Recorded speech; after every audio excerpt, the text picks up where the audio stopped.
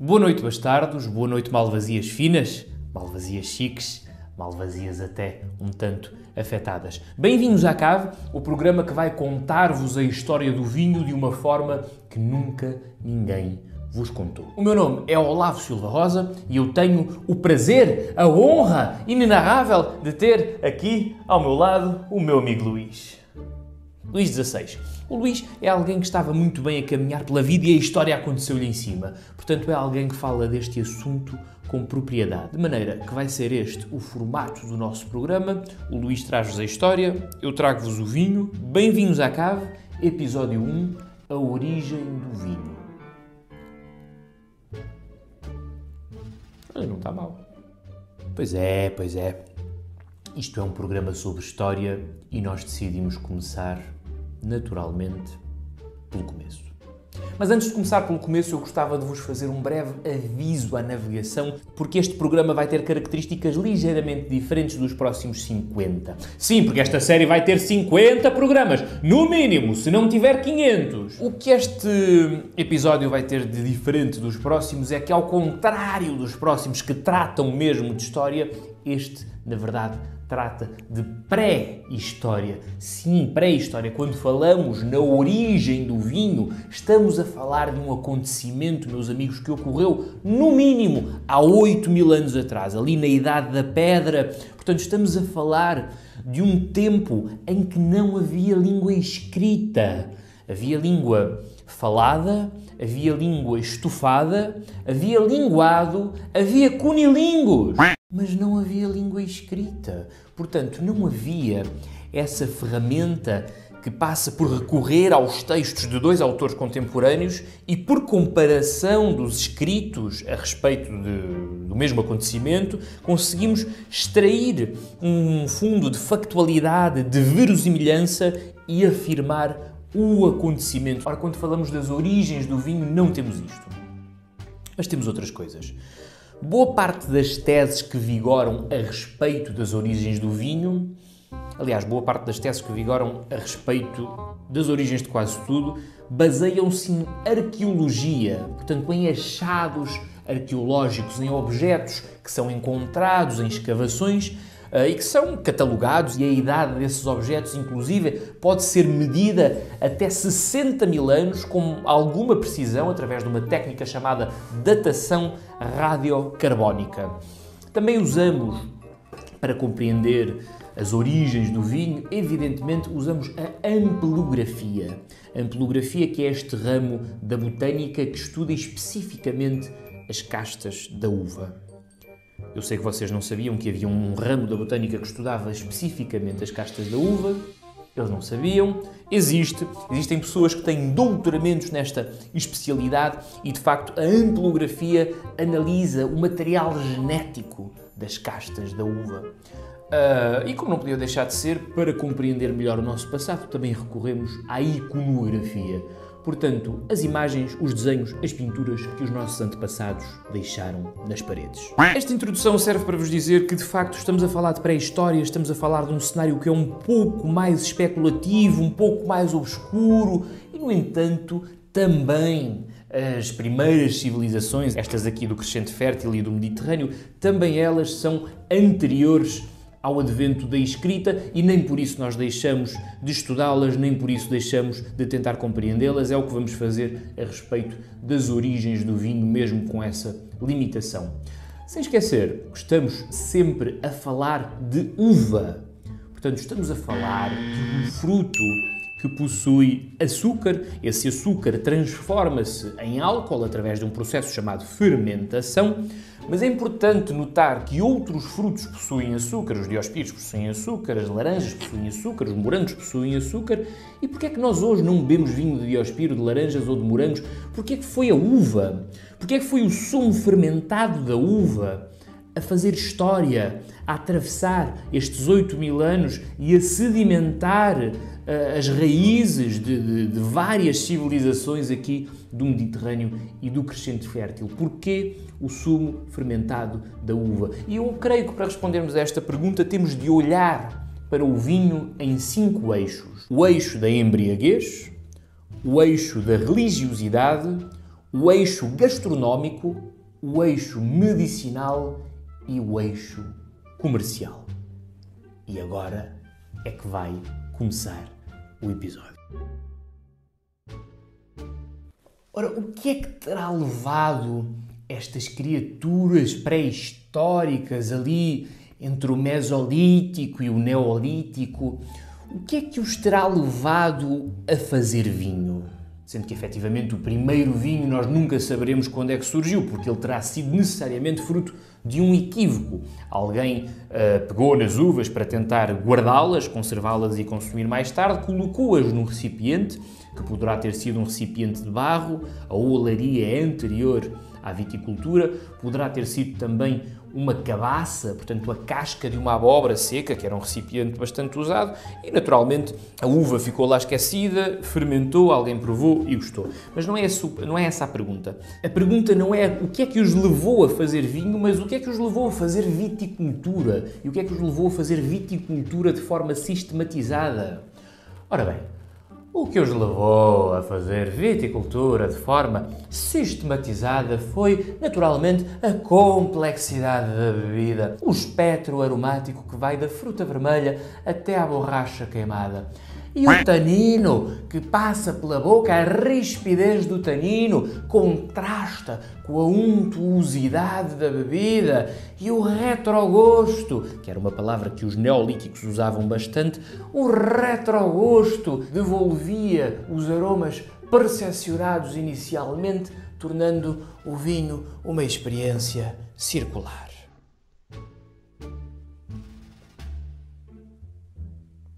Não, né? Não foi o buquê, não foi o retronasal. There's a kind of a fresh, like that freshly opened can of tennis balls and seriously. Não foi o aroma das embalagens de bolas de ténis acabadas de abrir que faz os delírios dos sommeliões e das sommeliers. Foi o pifo, meus amigos, foi o pifo. A primeira, a segunda, a terceira e a única razão que fez estas criaturas empreenderem este esforço hercúleo para fazer vinho e viticultura foi o pifo. Eles apanharam uma bobadeira, gostaram da bobadeira e quiseram reproduzir esse pifo outra vez. As outras razões podem servir para perceber como é que o vinho se prolonga no tempo e como é que ele evolui ao longo da história, mas a origem do vinho está toda aqui. E aqui onde? Perguntam vocês. E perguntam muito bem. Aqui no Cáucaso, este território entre o Mar Negro e o Mar Cáspio, onde atualmente se situam a Geórgia, a Arménia e o Azerbaijão. No Cáucaso, por volta do ano 6000 a.C., entre 6 e 7000 a.C., portanto há 8000 anos atrás. Apesar daqui o Luís achar que os vinhos vieram todos da França e que só se faz vinho na França e que nunca se vai fazer vinho fora da França. Mas não!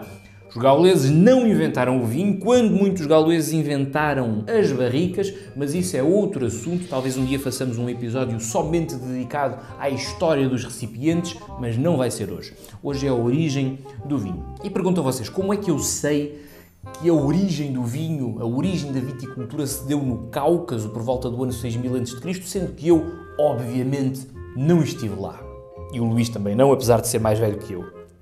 Eu sei que não parece que ele é mais velho que eu, porque isto é uma ausência de rugas faciais, que é uma coisa de meter inveja, mas ele é mais velho que eu. Agora, como é que eu sei, como é que ele sabe, como é que nós sabemos disto? Porque nos anos 90 do século XX, foi há pouquíssimo tempo, foi ontem, nos anos 90 do século XX, dá-se na Califórnia um congresso intitulado The Origins and History of Wine.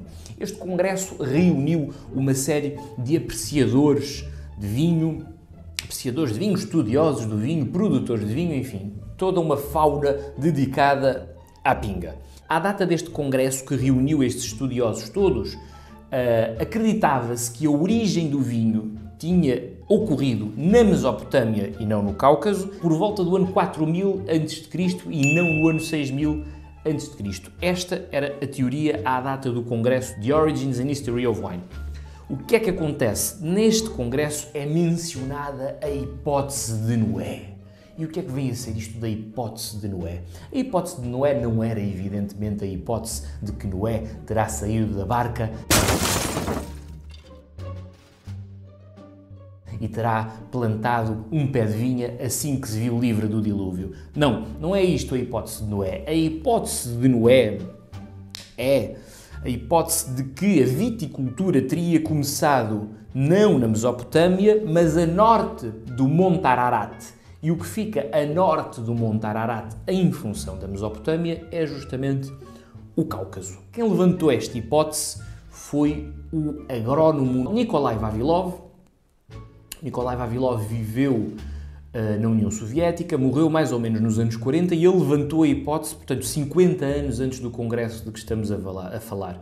A hipótese gerou muita curiosidade no Ocidente, mas não pôde ser confirmada porque a União Soviética se encontrava do outro lado da barricada, de maneira que não foi possível visitar e fazer estudos para confirmar essa hipótese levantada pelo Nikolai Vavilov. Contudo, este congresso de que estamos a falar dá-se justamente no período em que termina a União Soviética e havia um jovem presente na conferência chamado Patrick McGovern. Ele nem era assim tão jovem. Estou a chamá-lo jovem porque ele ainda não tinha escrito a sua magnum opus, mas não era assim tão jovem. O jovem Patrick McGovern, depois do congresso, desloca-se até à Geórgia, conhece uma série de famílias que se dedicavam à produção de vinho, reúne uma série de mecenas já no regresso aos Estados Unidos e reúne uma série de apoios institucionais que lhe permitem iniciar escavações no território da Geórgia.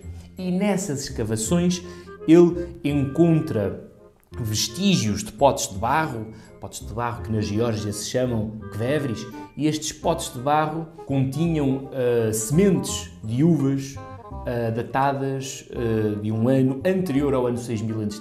Agora, atenção ao argumento que os arqueólogos utilizam, que é um argumento muito interessante, porque é diferente definir o momento em que começa a viticultura e o momento em que as criaturas humanas apanhavam uvas no bosque e deixavam as uvas fermentar em recipientes. São momentos diferentes. E quando o McGovern identifica o ano 6000 a.C., ele está mesmo a falar de viticultura e não de uvas apanhadas no bosque que fermentam por equívoco. Existiam vestígios de uvas com 9, 10 mil anos até encontradas em potes de barro muito antigos também.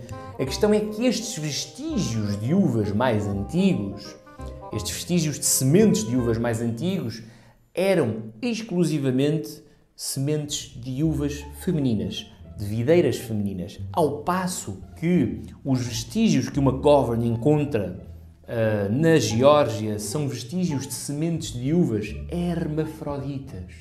Ora bem, vocês sabem que a videira cultivada, portanto a Vitis vinifera sativa, aquela que encontramos nas vinhas quando vamos visitar uma produção de vinho, a videira cultivada, ela é hermafrodita.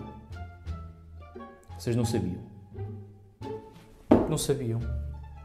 Desculpa. Então, completamente gratuito, uma informação que eu tenho a certeza que vai mudar a vossa vida, ou pelo menos o vosso dia, a videira cultivada é hermafrodita. O que é que acontece? Acontece que a videira nem sempre foi cultivada. Em certos lugares do mundo, ela é autóctone, ela é espontânea, ela gera-se espontaneamente como os outros elementos da natureza. E em lugares como o Cáucaso, mais especificamente nos bosques das margens dos rios de certas regiões temperadas, como o Cáucaso, nestes bosques a videira Vitis vinifera silvestris gera-se espontaneamente, ao contrário da Vitis vinifera sativa, que é a reprodução dessa Vitis vinifera silvestris colocada em ambientes controlados. O que é que acontece nestes bosques? Nestes bosques nós podemos encontrar exemplares femininos da Vitis vinifera e exemplares masculinos da Vitis vinifera. Ora bem, os exemplares masculinos, através da polinização, engravidam as plantas femininas e estas, na altura da frutificação, dão cachos de uvas. Por outro lado, podemos encontrar nestes mesmos bosques um pouco mais afastadas destes conjuntos de videiras masculinas e femininas, podemos encontrar videiras que geram cachos de uva um pouco maiores, cachos assim bolachudos e que não têm aparentemente nenhum macho à volta. Estas videiras, encontradas ligeiramente afastadas das outras, elas são hermafroditas, elas são autorreprodutoras. Portanto, o que é que os nossos antepassados perceberam? Os primeiros bêbados de todos, com os parcos conhecimentos de agricultura que tinham nesta altura, há 8.000 anos atrás, o que é que eles perceberam? Que se plantassem videiras femininas, teriam de plantar o equivalente em videiras masculinas para produzir uvas.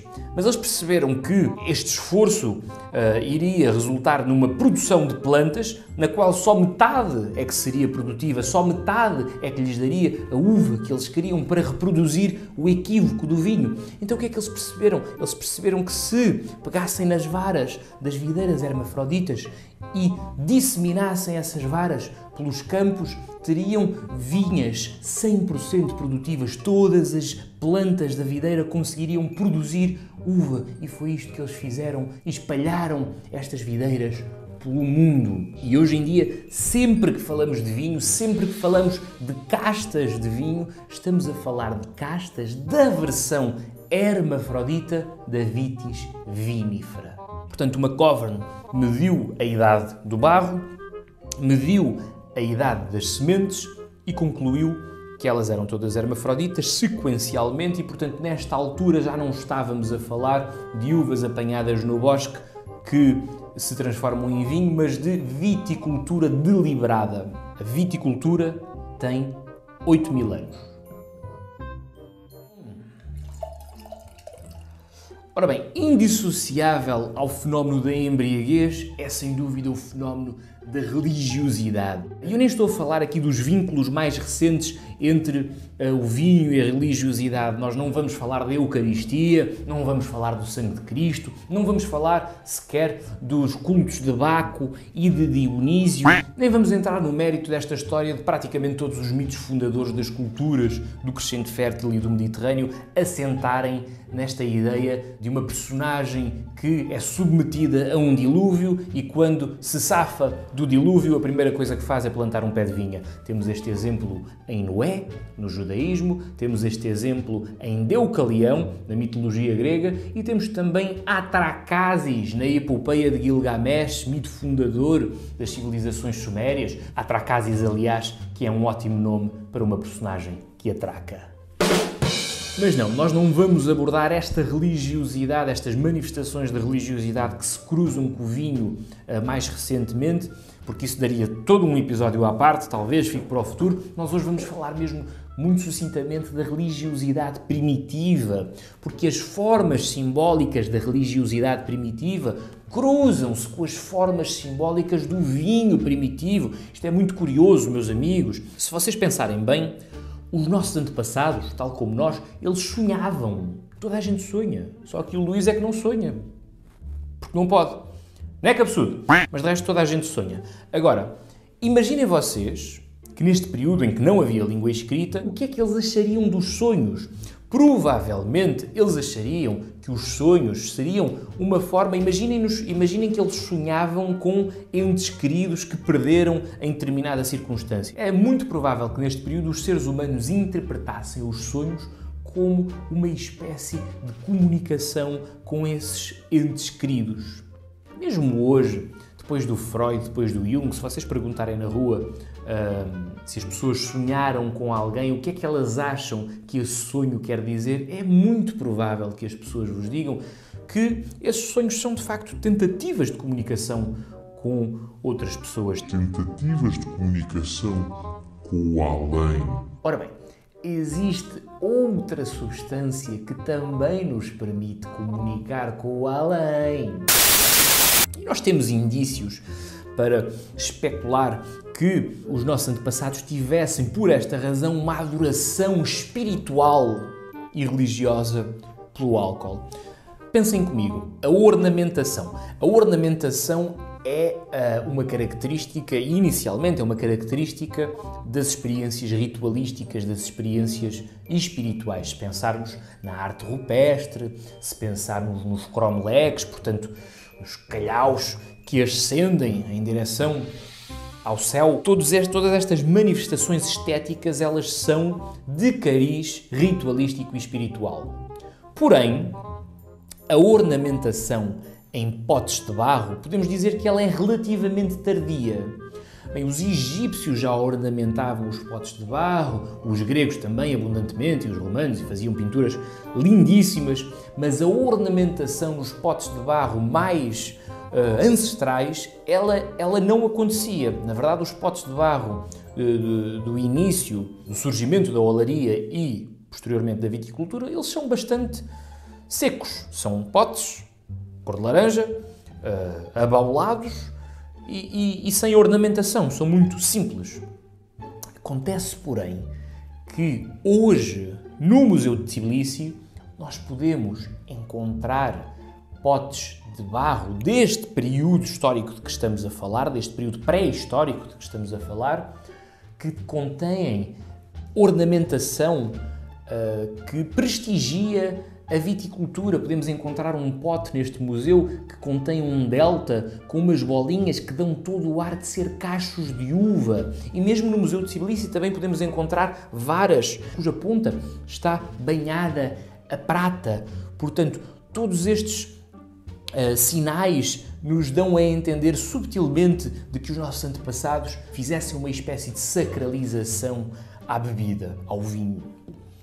Mesmo se pensarmos no túmulo do Tutankhamon, estamos a falar de um fenómeno muito mais recente. O Tutankhamon viveu há cerca de 3.000 anos, um pouco mais. Mas se pensarmos no túmulo do Tutankhamon, quando ele foi encontrado, no ano 1992, o túmulo do Tutankhamon continha uma série de artefactos que eram objetos que o faraó Tutankhamon quis oferecer aos deuses quando morresse. Ele acumulou esses objetos dentro do seu túmulo para oferecer aos deuses. E o que é que estava dentro do túmulo do Tutankhamon para oferecer aos deuses? Nada mais, nada menos do que 36 talhas cheias de vinho. Não é uma, não é duas, não são três, são 36 talhas cheias de vinho. É claro que vocês devem estar a pensar que o túmulo do Tutankhamon é um caixãozinho, mas não, era um apartamento T4 nas grandes avenidas, era enorme, cabiam muitas coisas para entregar aos deuses, entre elas 36 talhas de vinho, não é uma nem duas. Estás a ficar com sono, não estás? O Luís está a ficar com sono, vocês não percebem porque ele não descai a cabeça, mas eu já o conheço bem e sei que ele está a ficar com soninho. Portanto, vamos fazer o seguinte, vamos deixar os próximos 3 eixos, o gastronómico, o medicinal e o comercial, para a segunda parte deste episódio da origem do vinho. Deixem um like neste vídeo, subscrevam o canal Olá Vinho, se gostaram do canal Olá Vinho, e daqui a 15 dias voltamos a conversar. Tchau!